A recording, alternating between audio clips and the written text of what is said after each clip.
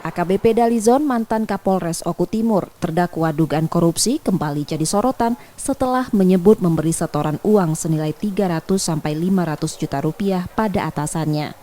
Hal itu dikatakannya saat memberikan keterangan di persidangan terkait aliran dana suap proyek pembangunan di Dinas PUPR Musi Banyu Asin tahun 2019 di Pengadilan Negeri Tindak Pidana Korupsi Palembang.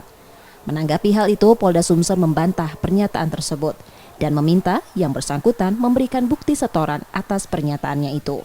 Polda Sumsel juga memastikan akan memproses setiap anggotanya yang kedapatan dan terbukti terlibat dalam kasus suap itu. Memang betul kita menerima informasi tersebut, tapi rekan-rekan sekalian perlu kita sampaikan bahwa kita tidak pernah, Polda tidak pernah menerima aliran tersebut. Jadi itu tidak benar. Kalau memang yang bersangkutan merasa memberikan, silakan berikan buktinya. Apa buktinya? Sehingga bisa diproses. Kalau hanya cuma katanya nggak bisa kita proses. Kalau memang punya ada bukti transfer atau bukti penyerahan uang, ya silakan diberikan kepada penyidik untuk disidik terkait dengan hal tersebut. Ya kita proses sesuai dengan laporan yang berlaku. Yang bersangkutan bisa melaporkan ke kita proses gitu loh. Jadi kan hukum kan sama, hukum sama. Jadi kalau memang ada ada buktinya, silakan berikan ke kita, berikan ke Polda, berikan ke Krimum untuk disidik, kita sidik nantinya.